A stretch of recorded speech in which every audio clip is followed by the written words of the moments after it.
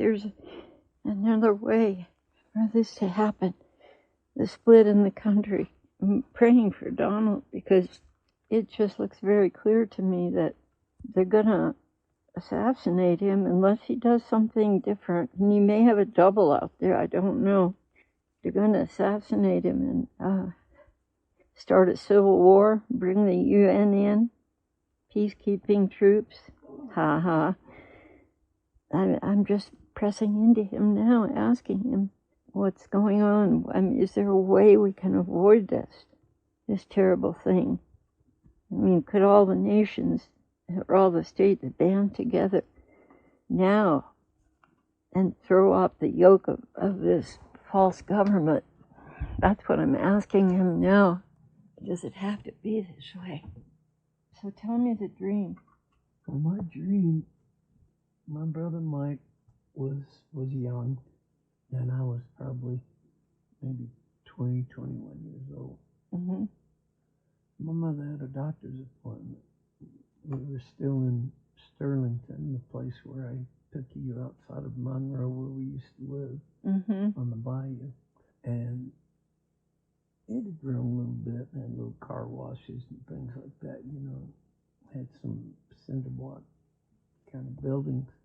And man, all of a sudden, they had just newly paved a road. You know how they pave a road and the pavement's thick and you got to be careful to stay on the road and not go off the sidewalk. Mm-hmm. My mom was, it was her car, so she was driving. I noticed she started to swerve, and I noticed that she was going off the road. Mm-hmm. And I said, Mom, you're not right. Something's not right. You know, we need to stop the car. I need to drive. So I got behind the wheel. She was on the other side. We started driving. I mean, this couldn't have been a stretch of like 12 to 20 miles, maybe. Mm-hmm.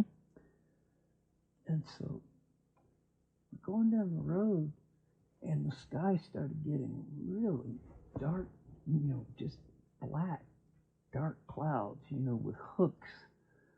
Oh boy. Kind of coming down from the clouds. And I'm telling you, these huge, like F5 tornadoes, giant, wide, huge, started swirling across what used to be cotton fields and things. And they were headed toward us. But the hooks would, you know, in coming down from the clouds, what they call hooks. Right. Pointed places that, you know, the cane, they'd come down and then the debris would start flying from the ground up, and you could tell with the swirling. Wow. It was about to become a tornado. Mm. And they were, I mean, Everywhere. Everywhere. As far as you could see, they were, you know, miles and miles of these things. Oh my gosh. Yeah, all around. And as we continued to drive, one of them was right in the road, but it didn't look too big or too bad. You know, it looked kind of like a big dust storm. Mm-hmm. So I drove through it. And of course, it, you know, pelted the car and rocked it. And in fact, at one point, it kind of picked up I didn't realize this till I put it together later, but it actually picked up the car. It sucked up the back of the car. I thought it was spinning off the pavement. I thought I'd gone off the pavement. But it was just the car was being lifted up from the back. So I got through that one, and there were truckers and people behind me and oncoming traffic, and they were off the road and swerving and stopping. And, you know, when you got into one of these things, there was so much debris and dirt and dust coming up that was being sucked out. You couldn't see anything. You couldn't see, so you had to you had to almost stop or just keep going to hope you make it through. And for some reason, I just knew I had to keep going, that I had better not stop. And a commercial jet line was coming overhead when I came through this thing and got out the other side. Was coming overhead, and I thought, man, that thing is really flying low. And it was in a flight path. I'm going to land in Monroe, Louisiana. And sure enough, the thing went right down. I thought it was going to crash. It came into, put itself in a landing position. It was going to try to kind of lift the nose up and land. And all of these fields that had been freshly, plowed and stuff. But it went too far and went right into the edge of the field, into the trees. Oh no. Which were really thick, and just plowed right. And I thought, oh boy, here comes the fireball, But it didn't explode, but it did crash land across the field into the trees.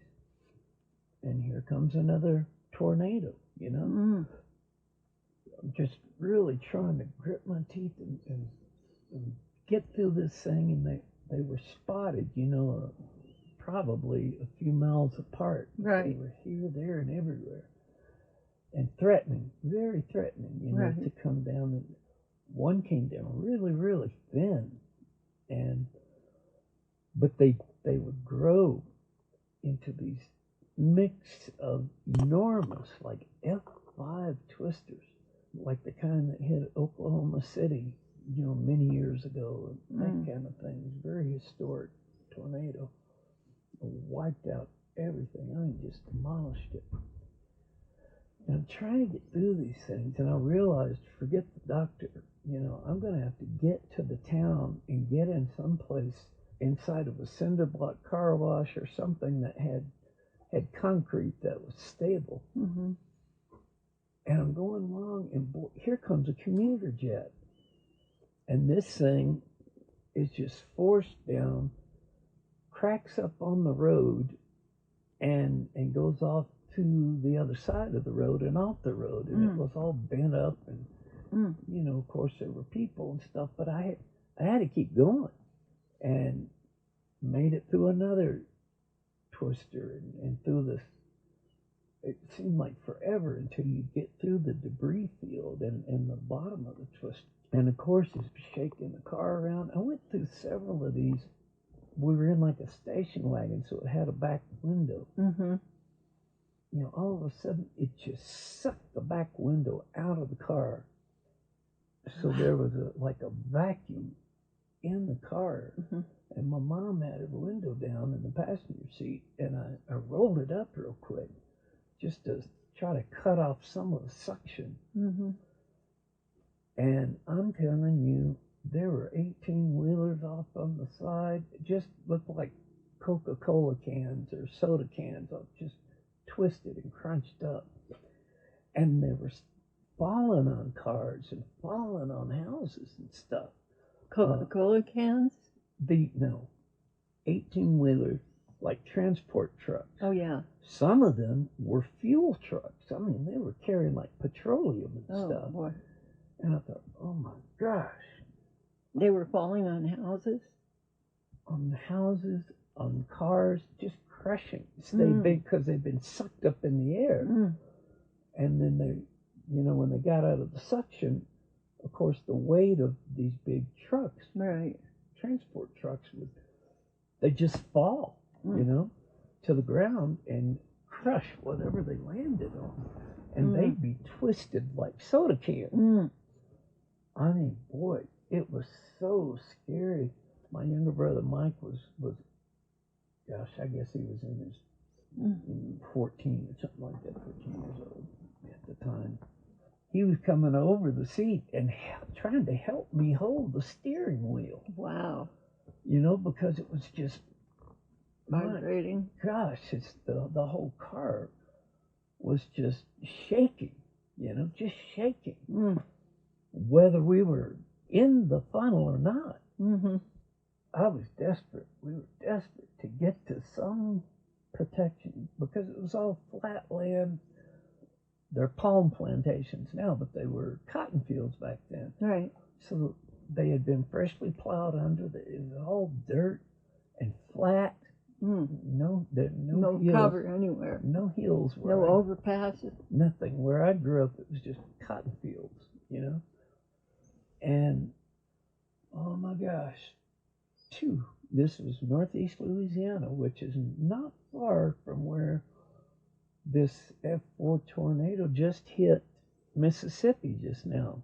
Sterlington or something. Yeah, Sterlington, Louisiana is not too far. And Monroe, Louisiana. They're northeast Louisiana. It's called the Arklamis, Arkansas, Louisiana, Mississippi. Okay. Right? So in present time, out of the dream, it's really close to where I guess we heard that tornado just hit in Mississippi, right? It's flattened everything. And it was an F4. Well, these were even bigger. In between, different size at different times, but man, they were everywhere. I thought, oh my God, in the dream, it reminded me of the 2012 movie where all these tornadoes and twisters were hitting Los Angeles. You remember? Yeah. Before the tsunamis and all that. We're about to get into the little town, and there was like a garage type of place, a little strip center. I knew it was made of cinder block concrete. I knew it was stable, And they had like a drive-in place at the end where you could drive in, and it was closed on three sides. It was only open to drive in, wash your car, and then back out. In the old days, back out and get out of there. Hand washer, high pressure thing. And just before I got there, we had already seen probably 3 or 4 commercial jets go down the same way that the first one did. Only they were, oh my gosh, they were so low and so close you could see the people, you could see the stewardesses. And these things were breaking, almost like cracking in half. Oh my gosh. In, above the ground a few hundred feet. And I don't know how this happened, but somehow one of the men that obviously fell out of the plane when it broke up, the wind was so strong and swirling that it caught him in the air and slammed him up against the back seat window, and kept him there. He was just suctioned onto the car, and we rolled the window down and pulled him in. Well, thank God the man was still alive, badly shaken. I thought the window had gone. The back window had sucked out. The rear on a station wagon or van or something where it's a stationary window. It just sucked out of the car backwards. Wow. So we already didn't have a back window. This was, picture a station wagon. You have front seats, back seats, and then that back place where you put your luggage, your kids, or whatever. So the back seat, he was against the side door and window of the back seat right behind me. And I don't know how I did it, but man, my brother Mike and my mom and pulled him in. Wow. And, I reached back with one hand, and he ended up kind of just sitting in the back seat between the 2 front seats, right? There was a space with the console. So. Right. And, oh man, he was really, really messed up, but he was alive. I see the strip center on my right, and at the end of it, the little driving back out old-timey car wash with the high pressure washer. And I pulled into that, and man, everything was just rattle, and just shaking violently. And I thought, my God, I remembered. Even in the car wash? Yeah. And I thought, my God, these cinder blocks are just going to come apart, even though it was concrete and cinder blocks and whatever on solid ground. And I remembered on the way through these tornadoes, there was a little card hanging from the rearview mirror that had the image of Jesus with his sacred heart, one hand to his heart, one hand blessing. And I said, Mom, start praying just start praying to the Sacred Heart. Beg, and we didn't have time to pray all kinds of prayers and stuff and figure it out. This was just something that was phenomenally catastrophic that we'd never been through, but nobody had ever been through before in that area. So the whole way through the tornadoes and stuff, when it would get really bad and it would look like we were just about to be broken and twisted, Sacred Heart, Sacred Heart of Jesus, save us. Sacred Jesus, save us, And by that prayer, by that little desperate prayer out of our mouths, we get through. We get through it when everyone else was going off the road, across the road. Planes crashing, transport truck. It was horrible. It was just horrible. I've been up for 2 days and nights, so I've slept probably easily over 12 hours. And I woke up, but badly shaken. I've been laying here for, probably a couple hours just trying to get my head straight. Trying to get my head straight and get out of that place, and I couldn't. I feel physically like I felt in the dream almost. I just feel like I've just come out of these horrible storms. And it wasn't symbolic. It was literal. It was in tornado season. It was coming into summer, first part of fall. It was in hurricane season, actually.